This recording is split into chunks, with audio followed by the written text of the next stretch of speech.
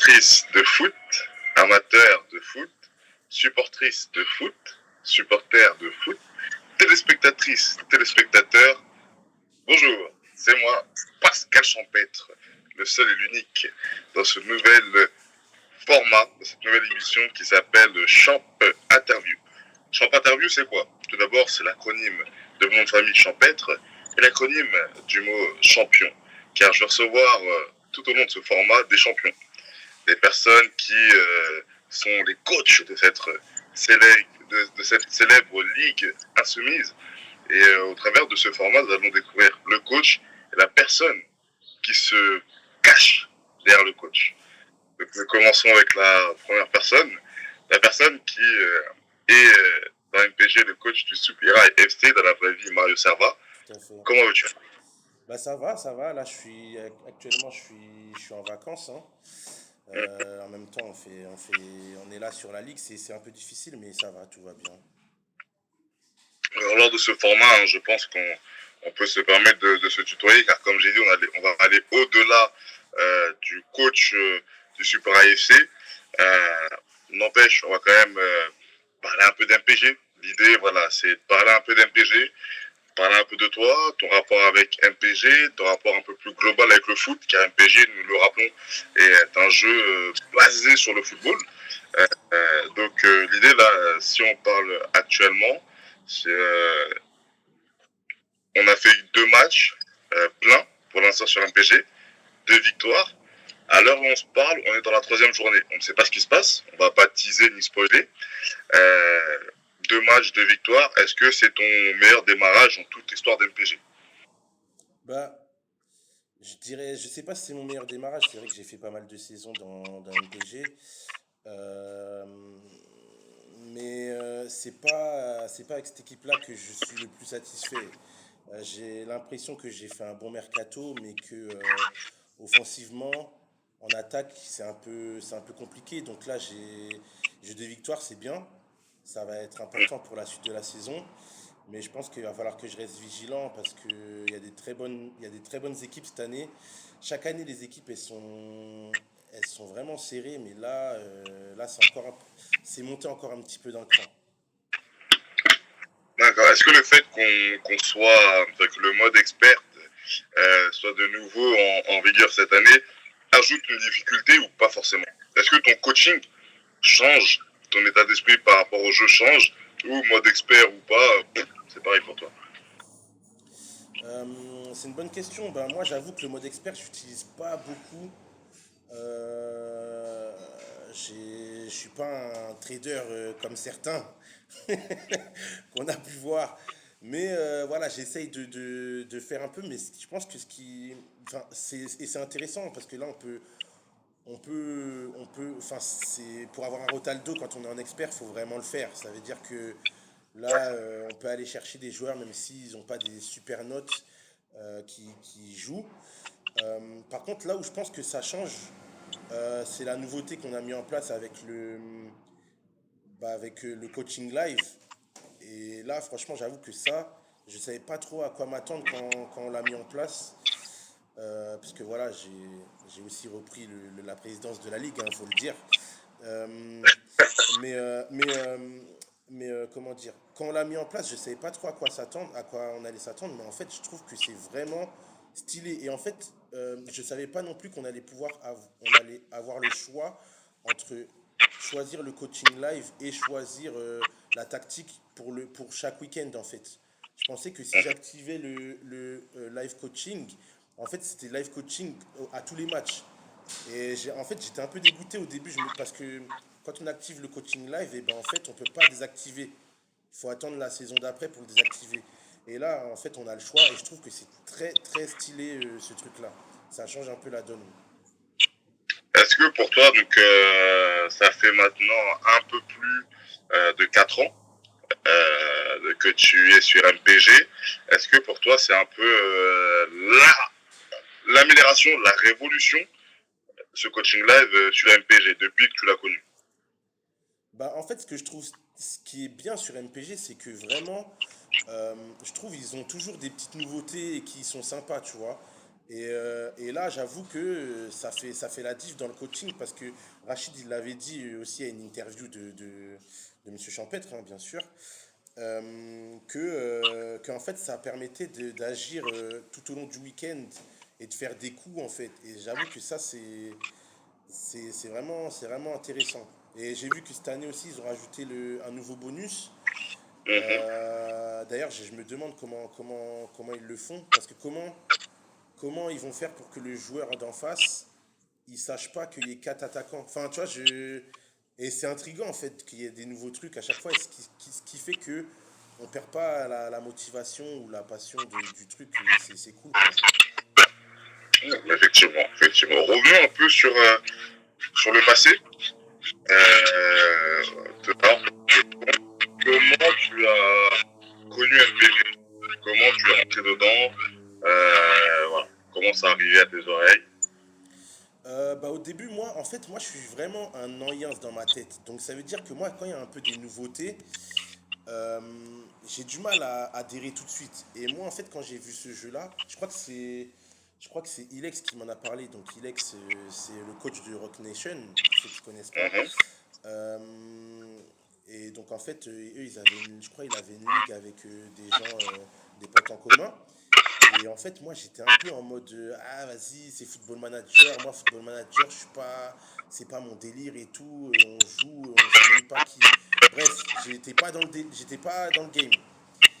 Et du coup, il a insisté. Mais vas-y, tu vas kiffer et tout, c'est trop stylé, c'est les trucs c'est par rapport aux joueurs en réel. Et après, j'ai testé en me disant, vas-y, je vais voir et au pire, j'aime pas, vas-y, je fais une saison et j'arrête quoi. Mhm. Et en fait l'essayer, c'est l'adopter, comme on dit, hein. Franchement, là, bah, du coup, j'ai essayé et après, directement, j'ai commencé à vouloir gérer un peu les choses et tout, à faire des interviews et tout, à faire des trucs pour rendre vivant le truc. Bah, là, je me suis plus arrêté, quoi. Mais justement, c'est curieux que tu dis ça parce que bon, j'ai bossé un peu quand même, fait des petites recherches. Donc aujourd'hui, tu as 32 ans, Ouais, tu c'est as ça, un peu plus de 20 ans dans le football en tant que joueur, éducateur aussi. tout à fait. Euh, donc voilà, donc je prends vraiment le tout cumulé. Donc c'est curieux ce que tu me dis quand tu me dis que bah, tu étais un peu réticent de ce que je comprends par rapport à ce que Ilex t'a annoncé sur un PG, sachant que une personne comme toi qui aime le football, aujourd'hui, quand tu es fan du PSG en France, d'Arsenal en Angleterre, de l'équipe de France, Ouais, fan du c'est beau ça. jeu, aujourd'hui, tu as quand même beaucoup, on va revenir un peu après, mais tu es fan de pas mal de joueurs, notamment Thierry Henry, tu lui as rendu hommage lors d'une saison d'MPG en reprenant, je dirais, son nom. Euh, Tout à fait. comment ça se fait? Comment tu peux expliquer ce fait que tu étais un peu réticent alors que bah, le foot, en fait, ça coule en toi en vrai? Ouais, ouais, c'est vrai, mais en fait, le truc, c'est que moi, j'aime bien coacher, mais j'aime bien coacher en réel. Et en fait, dans l'idée que j'ai de football manager, en fait, j'ai l'impression que tu coaches, tu coaches pas vraiment, en fait. Il y a pas, c'est pas vivant, en fait. C'est des pions. Alors que là, ce que je trouve différent par rapport à MPG, c'est que en fait, c'est par rapport aux performances des joueurs réellement. Et du coup, en fait, déjà, il y a le fait que on puisse voir le joueur s'exprimer euh, et après, il s'exprime dans notre jeu. Mais du coup, ça veut dire qu'il faut savoir réfléchir à quel joueur, etc., est bon, etc. Alors que oui, Football Manager, en fait, tu vas faire une saison fictive. Alors que là, c'est une saison réelle. La saison, on la voit vraiment, quoi. Donc, c'est ce truc-là qui m'a fait un peu kiffer. Mais même si je suis coach un peu dans la vie, mais en fait, c'est la version un peu plus réelle qui m'a séduite, en fait. Mmh. Très bien, très bien. Je voudrais aussi revenir sur le Mario joueur. Euh, En tant que joueur, est-ce que tu as déjà évolué en club, tout d'abord, ou tu as déjà joué en loisir contre ou avec justement d'autres personnes qui sont dans cette ligue MPG? Alors oui, en loisir, alors pas en club, ah, si peut-être en club avec Amine, qu'on appelait Castolo à l'époque, hein, pour ceux qui savent pas. Castolo, illustre joueur, illustre joueur de PES. Donc Lui, c'est le beau ouais, jour de PES, ouais. j'ai su, en fait on a su plus tard en étant potes que on jouait dans le même club à Vauréal. Même équipe?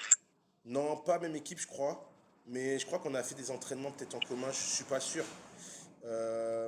Après, Ilex, je l'ai côtoyé sur les terrains de foot quand il y a eu des Jules Moutier vs Antoine Aumône, mais j'ai pas, comme c'est une génération au-dessus de moi, on se croisait pas souvent. Et après, en loisir, j'ai joué, je pense, avec tout le monde, hein, à part Rachid, euh, qu'on aimerait bien d'ailleurs voir sur les terrains. Voilà. Ouais, on aimerait bien, parce que ça parle beaucoup de l'OM, mais on voit pas les qualités du joueur. Donc voilà. Mais non, non, ouais, j'ai joué un peu avec tout le monde et tout. Après, moi, j'aime bien le foot compète et aussi le foot loisir où on vient, on est avec les copains et on rigole, quoi. Je sais que certains, D'accord. c'est compliqué pour eux, le football loisir. Donc voilà. On ne dira pas de nom, mais Non, on voilà, dira pas de nom, on dira big pas de up nom. à la couronne et à Out Nation, Ouais, hein, on dira évidemment. pas de nom, on dira pas de nom. Voilà, on ne dira pas de nom, on ne dira pas de nom. Également, j'ai une petite anecdote aussi par rapport à ta carte de joueur.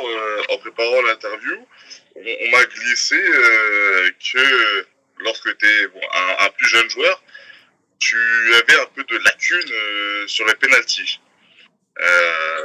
On m'a dit que voilà, ça tirait des pénalties, ça arrivait dans des immeubles en face au quatrième Ah, étage. oula, Est-ce que ah ouais. tu peux m'en dire un peu plus? Ouais, ça c'est arrivé une fois, hein. C'est arrivé une fois où j'ai fait un penalty. Déjà, je tire les penalties, c'est-à-dire que tu vois, c'est pas tout le monde. Tout le Oui, monde ne peut oui, pas tu prends la se décision. dire tireur de penalty. Moi, on me fait confiance pour tirer les penalty, mais voilà, il y a des fois où tu as un excès de confiance et tu veux tirer fort et en fait tu dérobes ta frappe, pardon, et après ben ça part en l'air quoi. Donc bon, c'est des choses qui arrivent. Je crois que ça m'est arrivé aussi à Jules Moutier, à domicile. En plus, c'était un match tendu. Et c'était le but, enfin, si je marquais, c'était le but soit de l'égalisation, soit pour faire 1-0, ou 2-1, pardon. Et j'ai raté, j'ai tiré au-dessus, pareil. Mais j'ai su me rattraper pendant le match en faisant une petite passe D, donc bon. Non, mais c'est des choses qui arrivent. Mais ceux qui n'ont jamais tiré de penalty, ils peuvent pas savoir ce que c'est, parce que je peux vous dire que tirer un penalty, on pense que c'est facile, mais C'est compliqué. c'est vraiment compliqué. C'est compliqué. Effectivement, c'est très compliqué. Aujourd'hui, un peu, je voudrais savoir quel est ton rapport au foot. Comment c'est fait que tu es autant fan de foot? Quel est ton rapport quotidien avec le ballon rond? Bah là, aujourd'hui, moi, je joue encore en CDM. Voilà, j'ai passé un cap, hein, je suis passé de l'autre côté, donc le championnat du dimanche matin. Parce que après, on a une vie de famille aussi, et on essaye d'être là au maximum. Donc le dimanche après-midi, potentiellement, je suis dispo. Après, j'arbitre des fois le dimanche après-midi, mais en fait, je fais la balance, c'est-à-dire que si j'arbitre le dimanche après-midi, je joue pas le matin et vice-versa. Donc comme ça, je suis au moins disponible sur un des temps. Et puis aussi maintenant, j'essaye de... Bah, moi déjà, j'allais dire j'essaye de transmettre, mais je transmets déjà parce que je suis coach en baby-foot. Mais je transmets aussi maintenant à mon fils qui a déjà démontré quelques capacités Oui, on a vu en une vidéo avec, football. voilà, il a un background. Voilà, donc non, non, non, non, très intéressant. Non, bah, c'est ça, en fait, moi, le foot, ça fait partie de ma vie, hein, c'est le quotidien. Donc, que ce soit en arbitrage, en coach ou moi en jouant, enfin voilà, je prends du plaisir. Justement, joueur, puis éducateur, puis arbitre. L'étape d'après, ça serait quoi? Président de club? On te le souhaite. Président de club, quand même, ça fait beaucoup. Là, j'ai déjà essayé de m'investir dans le club à Joulmoutier, là où je suis, j'ai essayé de. Il y a un moment où j'étais référent de tous les éducateurs de l'école de foot, donc c'était l'année dernière. Maintenant, là, moi, j'ai pas beaucoup de temps pour le faire. En fait, je peux être sur le terrain. Je le faisais, mais sans aller voir les éducateurs. Et du coup, là, il y a quelqu'un qui m'a remplacé parce que, parce que lui, il a le temps d'aller sur les terrains et voir les coachs, comment ils font, etc. Donc, c'est mieux. Il y a un moment aussi où je gérais la communication du club en faisant l'Instagram et le Facebook. Mais c'est pareil, tu vois, je l'ai fait bénévolement parce que le club en avait besoin pendant une période et voilà, je l'ai fait parce que c'est mon club de cœur, c'est là où j'ai tout appris, j'ai fait mon diplôme BPGEPS là-bas en alternance, donc en fait, pour moi c'est normal. Et non, bah, président du club, je pense pas que c'est pour moi, hein, mais qui sait, on sait jamais, on sait jamais. Pour l'instant, c'est pas trop c'est pas trop mon truc, je préfère quand même rester sur le terrain. Mais manager une équipe de coach, c'était vraiment plaisant pendant une année. Là, je l'ai fait, ça m'a vraiment plu de voir que les coachs, ils te donnent parce que tu es cool avec eux et que tu as un rapport privilégié et qu'après, du coup, ils sont sérieux et qu'on passe dans l'émotion, c'est vraiment plaisant. D'accord. D'accord. Justement, tu es actuellement au club de Jules Moutier. Si demain, tu as une proposition plus intéressante pour aller entraîner une équipe de jeunes un peu plus huppée, est-ce que ouais, c'est vraiment le choix du cœur qui te dit de rester à Jules Moutier car ils t'ont tout donné, entre guillemets, ou tu peux être prêt justement à aller voir un peu chez le voisin, sortir de ta zone de confort? Franchement, c'est une très très bonne question parce que c'est des trucs auxquels des fois je réfléchis et ça a pu m'arriver. Et en plus, pour ceux qui me connaissent, j'ai beaucoup de mal justement à sortir de ma zone de confort. Une fois que je suis bien dans un truc, j'ai du mal à aller voir ailleurs, alors que peut-être que ce sera mieux, mais j'ai toujours peur que ce soit moins bien en fait. Et il y a un moment où il y avait un coach de Conflans qui m'avait proposé de venir. C'est Jonathan, peut-être que certains le connaissent. Il était à Conflans, Il là était maintenant dans une des saisons MPG, il me semble. ça oui, il a fait une saison MPG, ouais, il me semble, ouais. Et du coup, il m'avait proposé de venir à Conflans et j'ai failli accepter. J'ai failli accepter, mais non, finalement, je suis resté à Jules-Moutier parce qu'il y avait des nouveaux projets qui avaient l'air sympas. Et du coup, je suis resté. Mais c'est vrai que peut-être un jour, je sais pas, hein, mais peut-être un jour, je vais postuler dans d'autres clubs ou des trucs comme ça. Mais j'avoue que là, pour l'instant, Jules Moutier, ça va, c'est bien et on fait des bonnes choses pour les jeunes. Et en fait, j'ai peur aussi de rentrer dans un truc, c'est que là, en fait, à Jules Moutier, ce que j'aime bien, c'est qu'en fait, on veut faire progresser tout le monde, c'est-à-dire même les moins bons ou c'est pas un club élite en fait. Ceux qui viennent, on les entraîne. Alors que quand tu commences à rentrer dans des clubs élites, en fait, tu fais l'impasse sur certains enfants et j'aime pas trop ce délire, tu vois. J'aime pas trop ce délire, mais peut-être qu'un jour j'aurai envie de faire de l'élite et d'avoir une bonne équipe et d'apprendre et d'aller au bout et de faire plein de choses. Je sais pas, on verra. D'accord, bah merci de ton honnêteté et ta franchise. En tout cas, nous souhaite toujours le meilleur pour la suite. Ben, merci. Nous arrivons bientôt au bout de cette interview. Nous allons clôturer en revenant un peu sur MPG. Donc, comme je disais tout à l'heure un peu en intro, donc par rapport à ton amour du foot, ton amour de grands joueurs, pour ne citer que lui, un célèbre numéro 14 du côté de d'Highbury, Tout à fait. pour les fins connaisseurs, hein, Thierry Henry, tu t'es un peu inspiré de cette légende pour l'un de tes noms en tant que coach et d'équipe MPG. Justement, toi, tes noms d'équipe, tu les tires d'où généralement? Ouais, en fait, mes noms d'équipe, j'essaye. Bah, après, vous avez vu, je change souvent de nom et tout parce que j'aime bien, Oui, j'aime bien qu'il y ait une petite storytelling, comme on dit.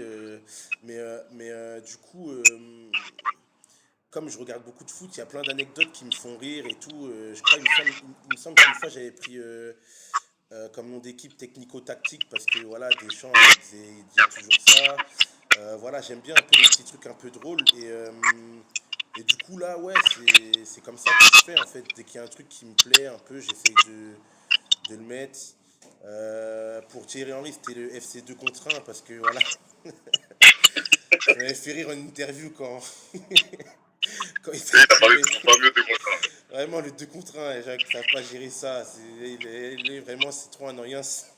Mais en vrai, tu vois, je crois que dans sa personnalité, des fois, je me retrouve un petit peu, même si lui, il est dans l'excès, mais lui, il reste sur des fondamentaux et il veut pas bouger de ça, tu vois. Et j'aime bien ce délire un peu d'avoir une base et de s'y fier. Mais après, il faut savoir s'adapter. Et lui, des fois, je crois que il n'arrive pas à s'adapter. Mais ouais, ouais, pour revenir au nom, bah là, Soupirail, petit filet, c'est encore un peu du Thierry Henry, hein, tu vois ce que je veux dire? C'est Ah oui, jeu oui, ouvert, complètement, ouais. Soupirail, c'est des termes football. Les connaisseurs de football, ils connaissent ces termes, tu vois. Donc, non, c'est des choses qui évoquent des bonnes choses, soit à moi, soit aux autres, qui peuvent faire rire.